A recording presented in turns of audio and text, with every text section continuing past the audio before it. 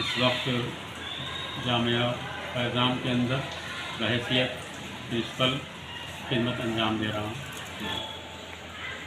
ये यकसां civil code जिसकी आजकल चर्चा हो रही है, तो ये हमारे मुल्क का जो आइन सेकुलर है और जिसकी बुनियादी दफ़ा 25 के अंदर इस बात का इंतज़ाम है कि हिंदुस्तान के हर बाशिंदे को अपने मज़हब पर अमल करने और अपनी तहज़ीब पर कायम रहने का इख्तियार और हक़ है। तो अब अगर कोई ऐसा कानून लाया जाता है जो हमारे इस सेकुलर आइन से मुतसादिम हो, मुखालिफ हो, तो इससे ज़ाहिर है कि हर मज़हब वाले ये उससे बेचैन होंगे।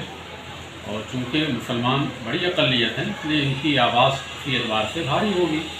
परेशानी और दुश्वारी तो हर एक को होगी।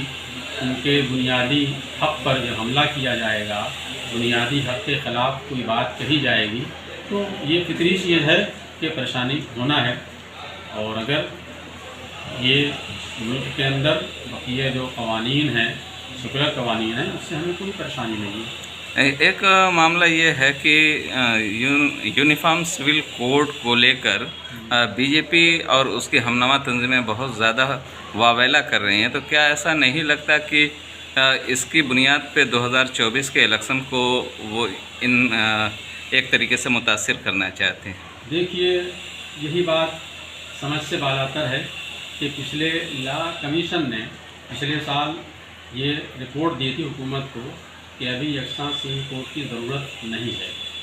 अब अचानक क्या ऐसी सूरत हाल पेश आई कि फिर दोबारा लॉ कमीशन को लोगों से तजावीज़ और उनकी आरा मांगनी पड़ी और ये मुद्दे को दोबारा उठाया गया। यही समझ से बालातर है। इसीलिए ये और जो इस तरह की बातें की जाती हैं अरबाब हुकूमत की तरफ से कि क़बायलियों को मुस्तस्ना किया जाएगा, फ़लाँ लोग मुस्तस्ना किया जाएगा, तो फिर यकसां सिविल कोड रह कहाँ गया?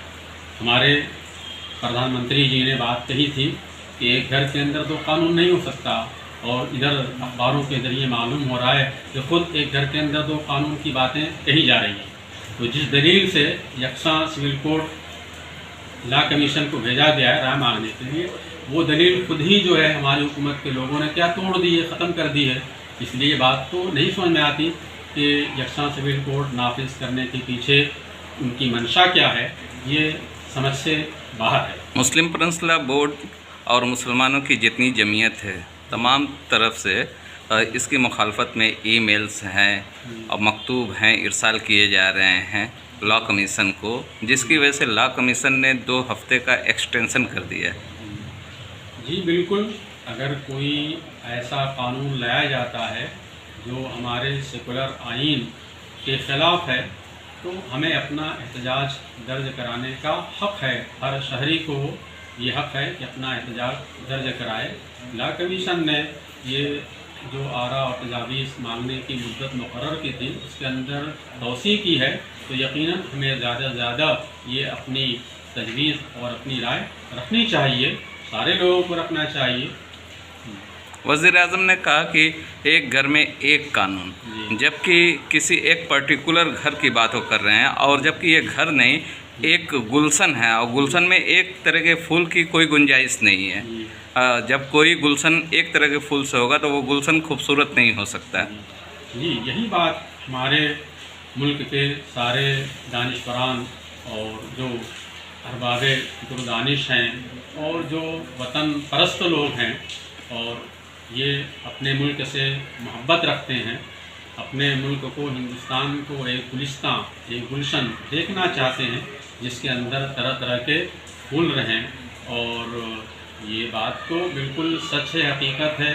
दुनिया के अंदर हमारे मुल्क की शोहरत और हमारे मुल्क का इम्तियाज़ ही यही है, यही बयान किया जाता है कि हिंदुस्तान एक ऐसा सेकुलर मुल्क है जिसके अंदर ये हर मज़हब, हर ज़बान और हर नस्ल और हर तहज़ीब के लोग पाए जाते हैं। और हिंदुस्तानियों की ये खूबी है कि उनके अंदर ये सलाहियत है कि इन सब इख्तलाफ के बावजूद मिल करके रहें, अपने वतन से, अपने मुल्क से मोहब्बत करें और उसकी ترقی اور بقا کے لیے جدوجہد کریں. یہ ہر ہندوستانی اس بات کو سمجھتا ہے اور اس کے لیے یہ کوشش بھی کر رہا ہے. اگر اس کے خلاف اگر کچھ ہوتا ہے تو ظاہر بات ہے ہر محب وطن ہندوستانی کو تشویش ہوگی. کیا مداخلت ہو سکتی ہے شریعہ قانون میں اس کے نافذ ہو جانے سے؟ کیونکہ شریعہ قانون میں نافذ ہو جانے سے مداخلت یہی ہوگی کہ سن 1937 کے اندر جو قانون بنا تھا یہ مسلم پرسنل لا تو کہ مسلمانوں کو یہ پرسنل لا یعنی جو ان کا پرسنل معاملہ ہوتا ہے نکاح طلاق جس کا تعلق کسی دوسرے سے نہیں ہوتا ہے. تو جب مسلمانوں کا اپنا پرسنل لا جس سے کسی اور کو پریشانی نہیں ہوتی ہے اور نہ ملک کی ترقی کے اندر کوئی رکاوٹ ہے تو آخر اس کو بدلنے کی کیوں کوشش کی جاتی ہے؟ اگر کوئی ایسا قانون لایا جاتا ہے تو ظاہر بات ہے عدالتوں کے اندر اس قانون کو نافذ کیا جائے گا تو یہ پرسنل لا کے مقدمات جائیں گے تو یہ ہماری شریعت سے متصادم تو ہوں گے. لیکن اگر یہ مسلمان چاہیں تو اپنے پرسنل لا پر عمل کر سکتے ہیں. اس طریقے کی باتیں بار بار اٹھا کر کیا لگتا ہے کہ ووٹ کے لیے پولرائزیشن کی سیاست ہے؟ بظاہر تو یہی لگتا ہے. ہم نہیں جانتے ان کی نیت اس کے پیچھے کیا ہے ان کی منشا کیا ہے.